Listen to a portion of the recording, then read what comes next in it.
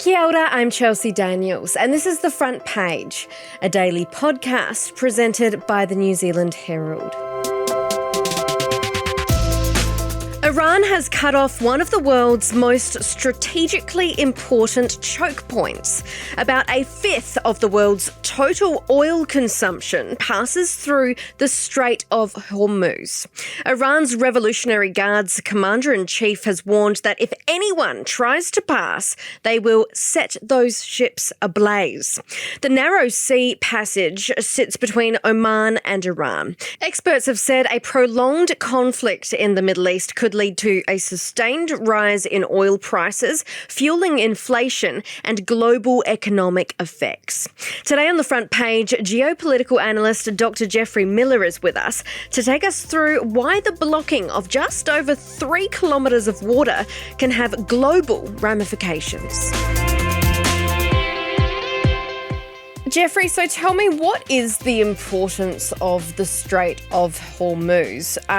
What has made it so critical to trade? Yeah, the Strait of Hormuz is one of the world's choke points. I guess you could put it in the same category as the Suez Canal, which flows into the Red Sea, also in the Middle East, or the Strait of Malacca in Asia, where ships just have this very narrow corridor to transit through, and there's a lot of geopolitical tensions at play. So the Strait of Hormuz, it separates Iran in the north from Oman and the United Arab Emirates in the south. It is very narrow. It's only 33 kilometres at the narrowest point. The shipping lanes within it are even narrower still. They're around 3 kilometres wide in each direction. I mean, the Persian Gulf is relatively shallow, but it is deep in parts. So ships can transit through that strait without issues in terms of the depth. You need that because you're talking about big oil tankers that are very large in size, but the actual usable part of that strait is actually very, very small, and you just add the fact that the neighbourhood that it's in, with a war going on now, that is a significance because a huge amount of the world's oil comes through that narrow corridor. 20% of the world's oil transits through the Strait of Hormuz. I said Persian Gulf, it's disputed. Persian Gulf, Arabian Gulf, or just simply Gulf is often the way it's referred to now. Those Gulf countries, Iraq, Kuwait, Saudi Arabia, the UAE, I mean, they account for roughly half of the world's oil production. So that's the significance globally, that if you choke off the Strait of Hormuz, you're choking off a huge proportion of the world's oil. And of course, that is used not just for vehicles all around the world, but for all manner of production. So when the Strait of Hormuz sneezes, the world really catches a cold. And that's what we're really seeing at the moment with oil prices spiking. Well, in terms of those countries that you mentioned before, would they be a part of, or are they OPEC members? Because usually when we talk about Hormuz or Suez, we're talking about OPEC members. What kind of relationship do they have to that channel? OPEC is a cartel, and it was set up in 1960 to control oil supplies, but not all oil production countries obviously are members of OPEC.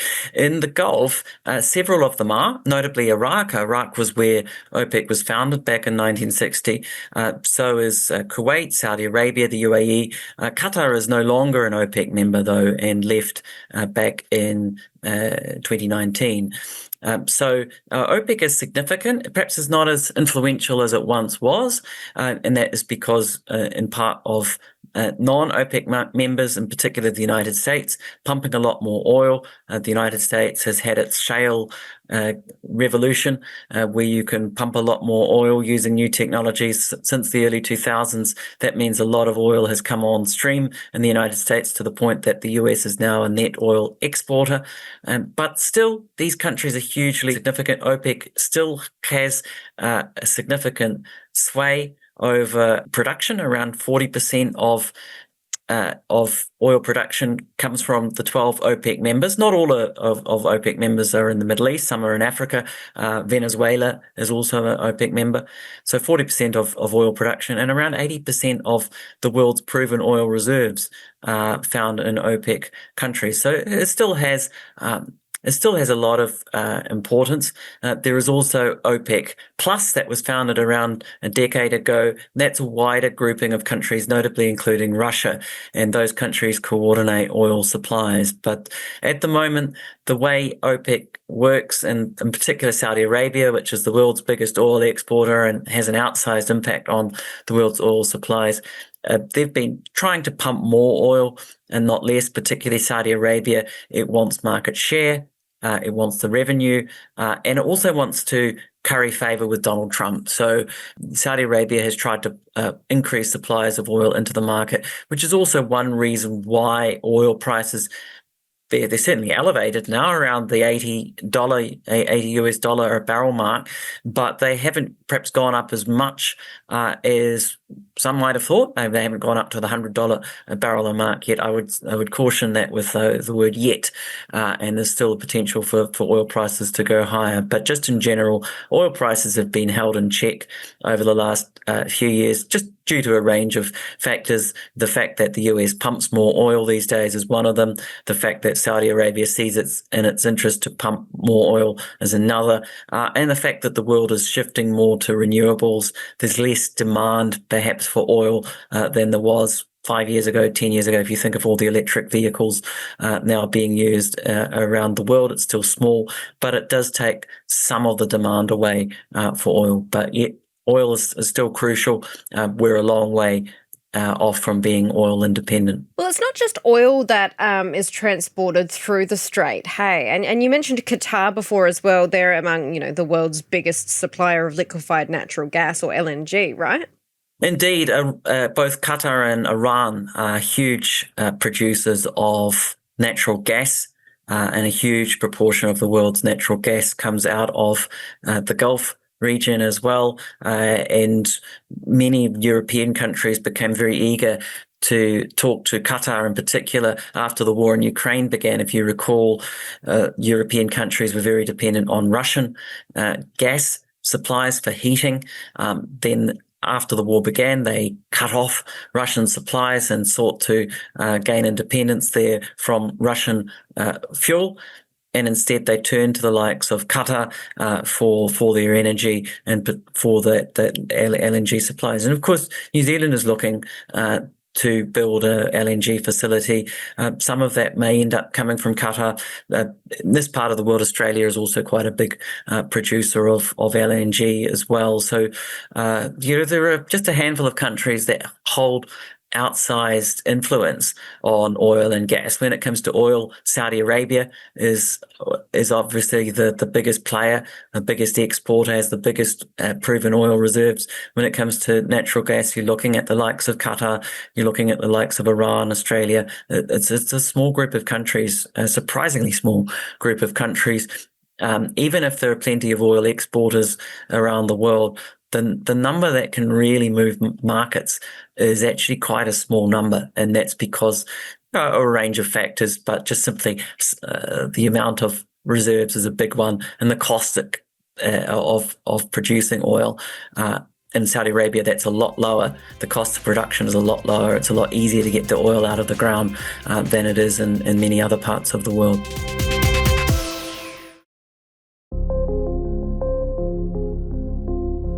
Most of our East Asian trading partners are heavily reliant on oil coming out of those Middle East countries, which are where it currently can't flow at the moment.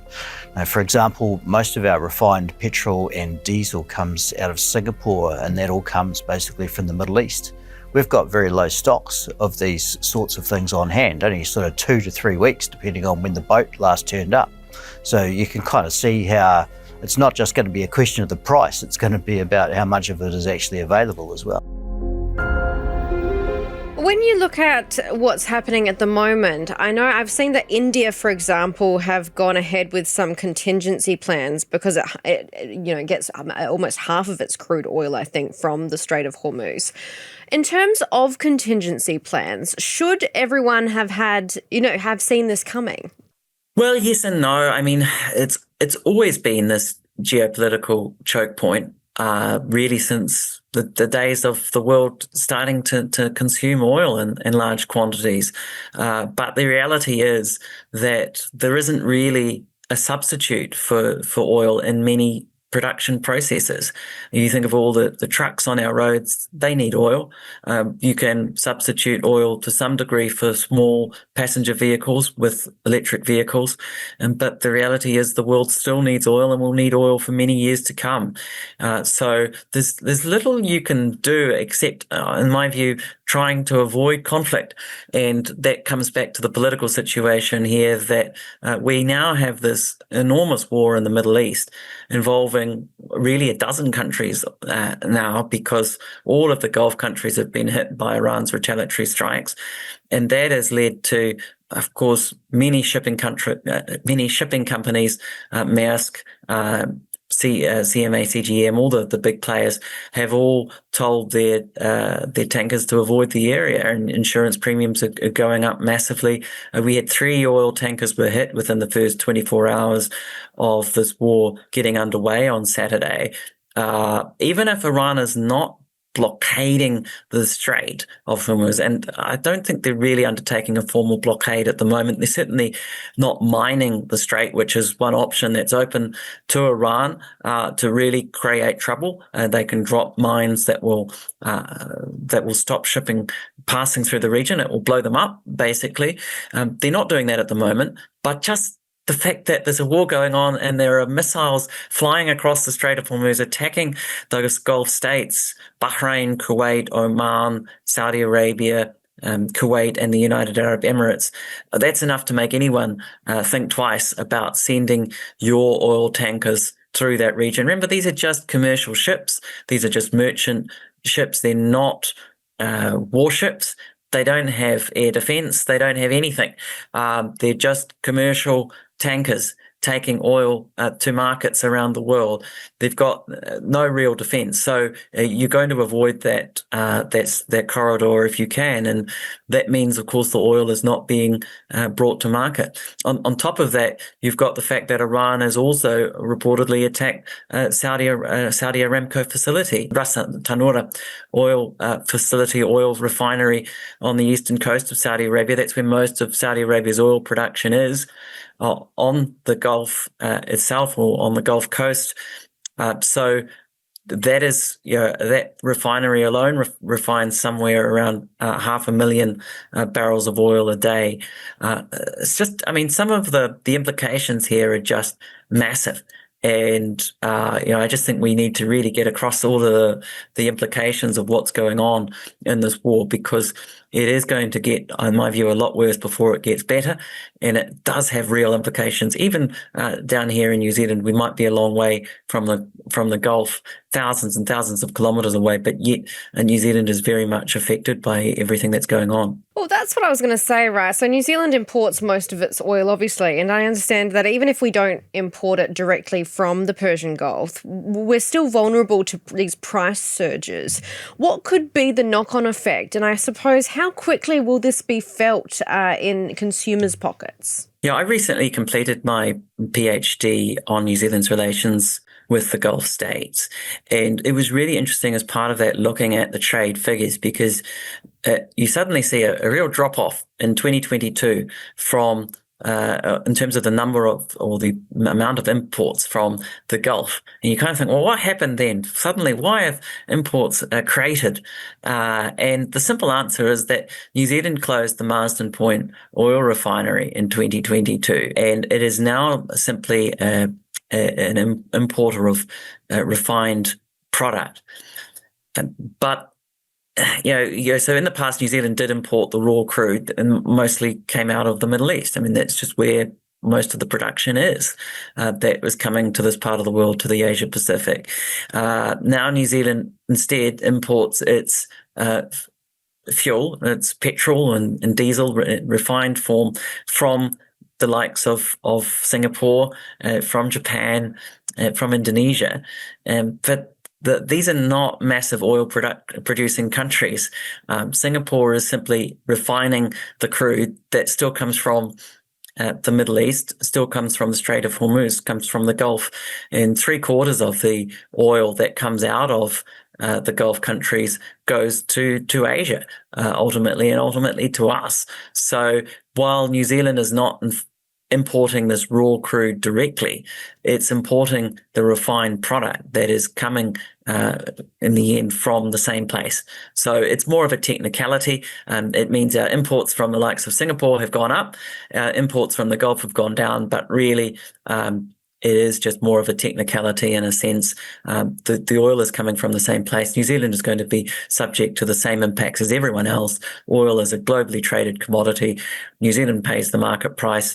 And the fact is also now versus 2022, when we had that last spike in oil prices after the war in Ukraine began, the New Zealand dollar is considerably weaker against the US dollar. So 80 US dollars for a barrel of oil at the moment. It's probably closer to the impact as $90 or $100 perhaps back then, just because the New Zealand dollar is probably weakened by around a fifth, I would say, in that time. So we'll see that at the pump later this week. No doubt that will filter through to consumers. Exactly how much it goes up by and how long that impact lasts, well, that all depends on the outcome of this war. And if this war drags on, Donald Trump is talking about weeks, not days, 4 weeks. We'll see what Iran has to say about the matter as well. Could end up a lot longer than that, could be months, potentially. I mean, wars are very easy to start and they can actually prove to be quite hard to stop. And you only have to look at, say, the war in Ukraine for an example of that, which is now in its 5th year.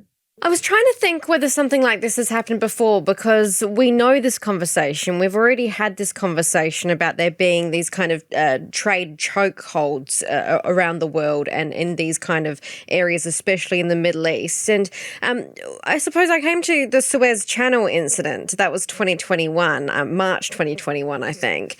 Tell us what happened there, and did we feel the ramifications of that incident as much as we thought we would, and how long did it take to recover from that? Indeed, your viewers and listeners will probably recall the pictures of the Evergreen, the ship that blocked the Suez Canal for 6 days back in March 2021 and stopped cargo flowing through the Suez Canal. And the Suez Canal is massively important to global trade because it connects Europe with Asia. It's the fast route from the Mediterranean into the Red Sea and then into the Indian Ocean. So $10 billion worth of cargo, $10 billion US dollars worth of cargo every day was stopped from flowing through the Suez Canal, and ships were rerouting around the Cape of Good Hope, the long way around the coast of Africa to get to Asia. Fortunately, they managed to get that ship refloated, and it was only 6 days. And it was also not a war situation. It was more mismanagement that the ship managed to block the canal, but it showed the impact on global trade. This is far worse than that because it's a war situation. And it's out of control in my view. It's spiraled out of control with. We're not even 72 hours into this war as I speak, but there've been other. If you look back in history, the viewers and listeners who have studied history will probably recall the Suez Crisis of 1956, when Britain and France tried to take back the Suez Canal that Egypt had nationalized, and there was a war then that failed ultimately, and the British were told by Dwight Eisenhower, the US president, to get out. Now, Egypt sunk a number of ships in that conflict that blocked the canal. That caused massive delays and issues. There was petrol rationing in the United Kingdom for months afterwards as a result. It was a huge disaster, of course, to British prestige. The Prime Minister, Anthony Eden, had to resign over the matter, which just shows you just how significant this part of the world can be. And then when you come to the Strait of Hormuz itself, I mean, back in the 1980s, the Iran-Iraq war was fought from 1980 to 1988. And as a subset of that war, there was what was called the tanker war between Iraq and Iran, where they started realizing the potential to target tankers as part of their war strategies, and third countries ended up being caught up in that as well. So the US intervened ultimately to try and stop that, not without taking casualties, I might add. With that, the two US ships were hit. The number of US sailors died. I think well over 30 died in the first incident when they were hit by an Iraqi aircraft.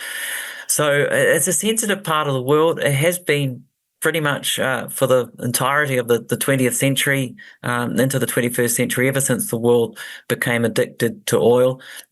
We have known about it for years, and it's often been talked about what would happen if this war broke out, an open war between Iran and the United States.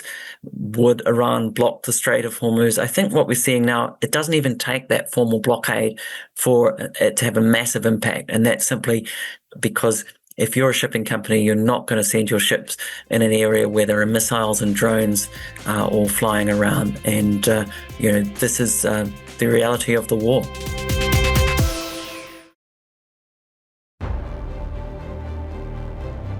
We projected 4 to 5 weeks, but we have capability to go far longer than that. We'll do it. Whatever somebody said today, they said, oh, well, if the president wants to do it really quickly. After that, he'll get bored. I don't get bored. There's nothing boring about this. Do you agree with that, Pete? I don't think there's anything, Mr. General. I think there's nothing boring about it. Somebody actually said from the media, I think he'll get bored after about a week or two. No, we don't get bored. I never get bored. If I got bored, I wouldn't be standing here right now. I guarantee you that. I've seen in response to the last 72 odd hours and the Iran strikes that there could be ramifications of global proportions, and some people calling it a potential for a global economic crisis. Do you think that that's putting it lightly, or is that being over-exaggerated?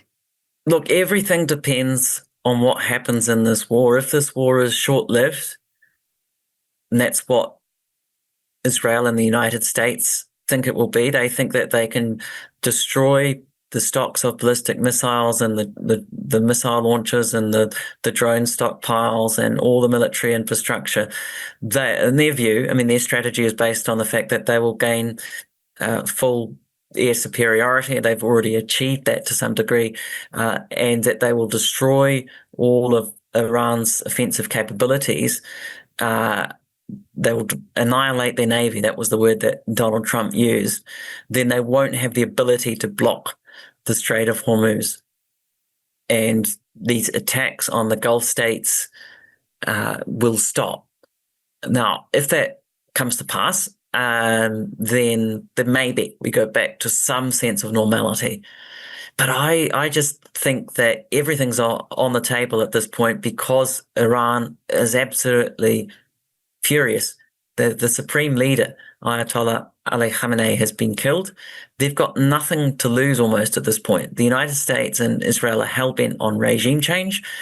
They're going to throw the kitchen sink here.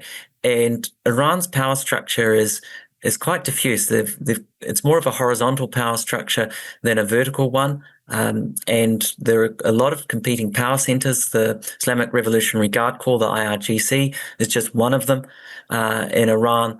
And they've got all kinds of, I think, ideas and strategies up their sleeves as well. They've had a long time to prepare for this conflict. And so I wouldn't bet on this ending anytime soon. Even if the war does end, the initial conflict does subside, you've got the fact that Iran has no leadership in place. The 49 leaders have been killed, according to Donald Trump, and the supreme leader is gone. Iran has to somehow rebuild. Do you end up with a civil war? That's what happened in Iraq in 2003. For example, George W. Bush stood there on the aircraft carrier with mission accomplished back in May 2003, that mission accomplished banner behind him. But then the hard part started, the civil war that broke out in Iran, and was chaos and destruction and devastation for years in Iraq afterwards. Do we get the same thing in Iran? Well, what impact does that then have on the likes of the Strait of Hormuz? Does the Strait of Hormuz become then caught up in any civil war in Iran and the aftermath? So I think chaos and is far more likely than stability at this point in this region. And that's what the reality of what's happened. Donald Trump and Benjamin Netanyahu have opened a Pandora's box. They've ignited a powder keg across the Middle East. And now we're all going to be dealing with the fallout from that. And what happens at this point is just anyone's guess. Thanks for joining us, Geoffrey. It's a pleasure, Chelsea. Thank you very much for having me on the program. That's it for this episode of The Front Page. You can read more about today's stories and extensive news coverage at nzherald.co.nz. The Front Page is hosted and produced by me, Chelsea Daniels. Kane Dickey is our studio operator, Richard Martin, our producer and editor, and our executive producer is Jane Yee. Follow The Front Page on the iHeart app or wherever you get your podcasts, and join us next time for another look beyond the headlines.